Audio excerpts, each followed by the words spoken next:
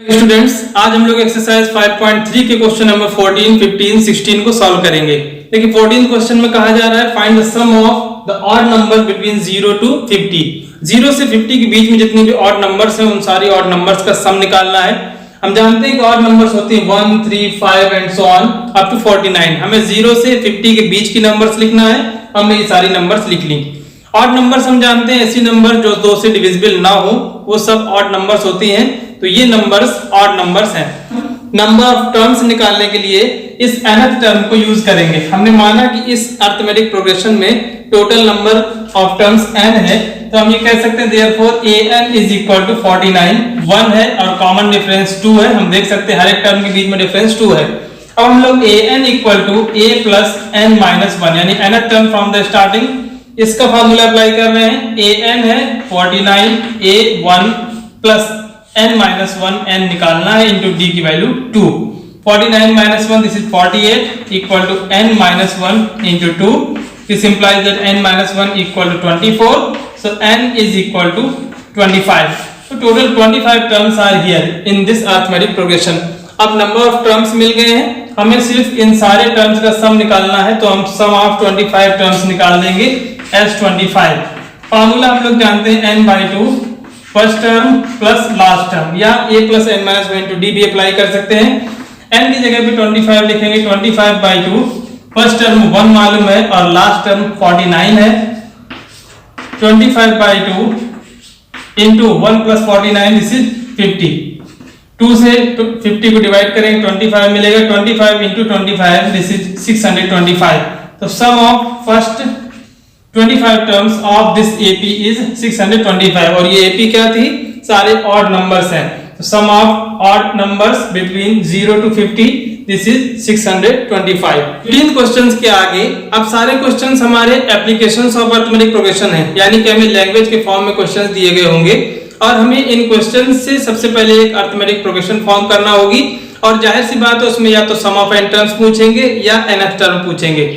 आप देखिए किसी भी क्वेश्चन में आपको जरा भी घबराना नहीं है, आपको सिर्फ इस क्वेश्चन को केयरफुली पढ़ना है और इस क्वेश्चन को पढ़ने के बाद आपको अरिथमेटिक प्रोग्रेशन बनती हुई अपने आप नजर आएगी। वर्क एक कॉन्ट्रैक्टर को दिया गया है, उस कॉन्ट्रैक्ट में ये कंडीशन लगा दी गई है कि अगर आप सर्टेन टाइम के अंदर इस काम को पूरा नहीं करते हैं तो आपको हर एक दिन के लिए अलग अलग पेनल्टी देना होगी। पेनल्टी का जो शेड्यूल है वो कहा गया फर्स्ट डे के लिए आपको पेनल्टी देना है। अगर आपने 2 दिन लेट किया तो फिर सेकंड डे के लिए आपको 250 रुपीज पेनल्टी देना है। थर्ड डे के लिए आपको 300 रुपीज पेनल्टी देना है और इस तरह से आपकी हर एक नेक्स्ट डे के लिए 50 रुपीज पेनल्टी बढ़ जाएगी। अब कॉन्ट्रैक्टर ने अगर 30 डेज लेट किया हो तो उसको टोटल कितनी पेनल्टी भरना होगी ये हमें बताना है। मींस हमें एक अरिथमेटिक प्रोग्रेशन बना देना है 200 plus 250 plus 300 plus 350 and so on, और इसमें 30 टर्म्स होंगे। केवल हमें इस अरिथमेटिक प्रोग्रेशन के 30 टर्म्स का सम निकालना है और वही सम उस पेनल्टी को रिप्रेजेंट करेगा जो पेनल्टी इस कॉन्ट्रैक्टर के द्वारा पेड करना होगी। सबसे पहले हम लिख देंगे total penalty paid by contractor for 30 days is what is penalty? First day के लिए उसको 200 देना होगा plus 250 plus 300 and so on up to 30 terms. इसको बता देंगे which is an AP whose first term is 200, common difference is 50। We need to find the sum of first 30 terms of this AP। इस AP के हमें 30 terms का सम निकाल देना है, वही हमें टोटल अमाउंट मिल जाएगा जो कि कॉन्ट्रैक्टर को पे करना होगा एज ए पेनल्टी। तो हम लोग Sn equal to n by 2 2a plus n minus 1 into d, इस फॉर्मूले को यूज करेंगे। सारी चीजें हमें मालूम है। n है 30, so S30 equal to n की जगह पे हम 30 by 2 लिख देंगे।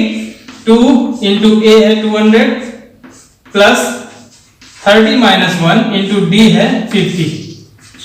15 2 into 200 this is 400 plus 30 minus 1 29 into 50 multiply कर दें 15 इंटू 400 प्लस 50 इंटू 29 करेंगे 0 5 9 45 5 2 10 प्लस 4 14 15 इंटू मल्टीप्लाई कर दें 0 प्लस 0 0 5 प्लस 0 5 4 प्लस 4 8 एंड 1 तो 1850 में हमें 15 को मल्टीप्लाई करना है इन 0 15 5 75 7 रिमाइंडर 15 8 जा 120 प्लस 7 127 15 में जो 15 प्लस 12 27 सो 27,750 ये वो अमाउंट है जो कि इस कॉन्ट्रैक्टर को एज ए पेनल्टी पे करना होगा 30 डेज डिले के लिए। तो इस तरह से हमने केवल सम ऑफ n टर्म्स अप्लाई किया। सबसे पहले इस दी हुई सिचुएशन से दी हुई लैंग्वेज से हमने एक अरिथमेटिक प्रोग्रेशन बनाई है और इस अरिथमेटिक प्रोग्रेशन के सम ऑफ 30 टर्म्स निकाल दिया है क्योंकि 30 डेज की पेनल्टी हमें कैलकुलेट करना थी। कि 16th क्वेश्चन में कहा गया है a sum of 700 is to be used to give 7 cash prizes to students of a school for their overall academic performance. If each cash prize is 20 rupees less than the preceding prize, find the value of each of the prize.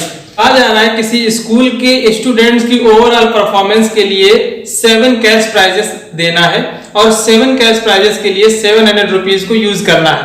Cash prize किस तरह से दिए जाएं? Cash prize इस तरह से दिए जाएंगे कि each prize is ₹20 less than its preceding prize. हर एक प्राइज अपने अगले प्राइज से 20 रुपए कम होगा। हमें उन कैश प्राइजेस की वैल्यू बताना है। तो हम देख सकते हैं कि हमें फिर से एक अरिथमेटिक प्रोग्रेशन मिलेगी। उस अरिथमेटिक प्रोग्रेशन का कॉमन डिफरेंस हमें -20 मिलेगा क्योंकि हर एक टर्म नेक्स्ट टर्म 20 लेस होना चाहिए तो हम कॉमन डिफरेंस मानेंगे -20। तो यहां से हमें क्या क्या इंफॉर्मेशन मिल रही है? The prices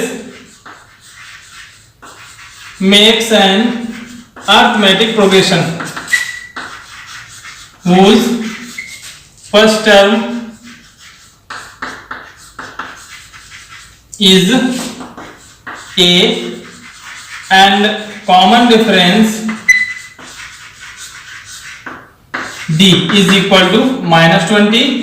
Also sum of 7 terms is 700. 700 को हमें 7 कैश प्राइजेस के रूप में डिवाइड करना है तो हम कह सकते हैं 7 टर्म्स का सम 700 रुपीज होना चाहिए। तो हमें एक अरिथमेटिक प्रोग्रेशन मिल गई है। इसमें इंफॉर्मेशन दे दिया गया है कॉमन डिफरेंस है 20, सम ऑफ 7 टर्म्स है 700। हमें सिर्फ फर्स्ट टर्म निकालना है। जैसे ही फर्स्ट टर्म निकल आएगा तो हम इसके बाकी सातों टर्म्स निकाल सकते हैं। देखिए हम लोग S7 यानी Sn के फार्मूले को अप्लाई करेंगे n/2 2a plus n-1 into d. इस यहाँ पे हमें क्या क्या रखना है? इस फार्मूले में हमें रखना है a की जगह पे a रहेगा, n की जगह पे 7 आएगा, d इक्वल टू आएगा -20। तो ये सारी वैल्यूज हम यहाँ पे रख देंगे। S7 है 700 equal to 7/2 2a plus 7-1 into d -20। 2 multiply कर दें 1400 और 7 को डिवाइड करेंगे तो हमें यहाँ पे सिर्फ 200 मिल जाएगा। 200 equal to 2a plus 6 into -20।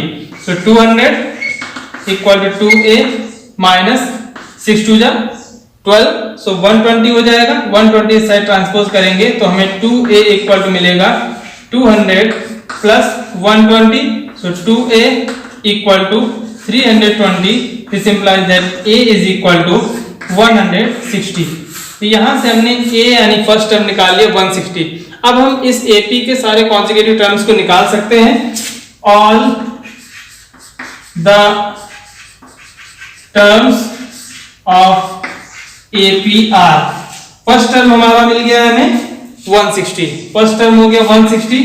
Second term इसमें 20 कम कर देंगे 140, थर्ड टर्म इसमें फिर 20 कम कर देंगे 120, then 100, after it 80, after it 60 and after it 40। so 1 2 3 4 5 6 7 ये 7 कैश प्राइजेस हमने बता दिए हैं। इन 7 कैश प्राइजेस में 700 रुपीज को डिवाइड कर दिया जाएगा और फर्स्ट प्राइज हमारा 160 का बनेगा, फिर 140 का, उसके बाद 120, फिर 100, 80, 60, 40। इस तरह से 7 कैश प्राइजेस स्टूडेंट्स में डिस्ट्रीब्यूट किए जाएंगे।